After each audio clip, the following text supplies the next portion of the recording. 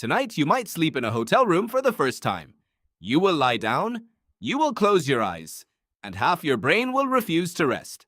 This isn't anxiety, it isn't the mattress, it isn't the strange pillow, it is something far older than you, running a program it has run for hundreds of thousands of years. You think you're alone in that room. Part of your brain disagrees. Scientists have a name for this. They call it the first night effect.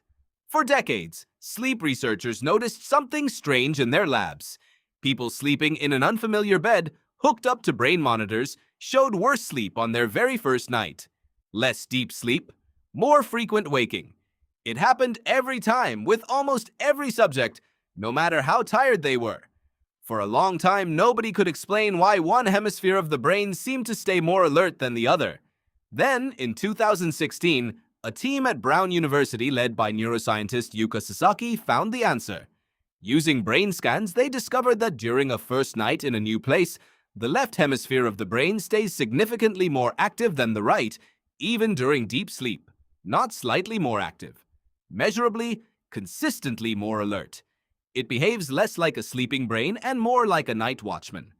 And when researchers played sudden sounds into the room, that same left hemisphere reacted faster and woke the sleeper more easily than the right side did. Half of your brain, quite literally, stands guard while the other half rests. Why would evolution build something so strange? To understand it, you have to go back.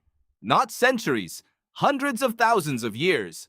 Long before beds, before doors, before walls that locked. Your ancestors slept on open ground, in caves, near dying fires, surrounded by darkness that actually could kill them. A rustle in the grass might be wind. It might also be a leopard. There was no way to know in advance, and sleeping deeply in an unfamiliar spot could be the last mistake you ever made.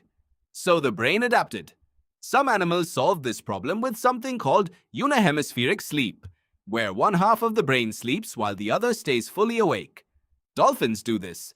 So do some birds, keeping one eye open and one hemisphere alert, while the other half shuts down completely. Humans never went that far. But researchers believe what Sasaki's team observed is a faint, inherited echo of the same system. Not a full split, a partial one. Just enough vigilance to keep one ear on the world. Here's the detail that makes it click into place. The effect fades almost completely by the second night. Once your brain builds a mental map of a space, once it learns the sounds, the shadows, the layout, the sense of threat drops away, and both hemispheres finally rest together. Your brain isn't punishing you for traveling, it's protecting you from the unknown, exactly the way it always has. This wasn't some fringe idea either. Long before Sasaki's scans, ecologists studying primates and early humans proposed something called the sentinel hypothesis, the theory that within any sleeping group, someone or something needs to stay semi-alert to warn the others of danger. In small hunter-gatherer bands, this was often solved socially. People took turns watching the fire. Someone always seemed to wake at the smallest sound.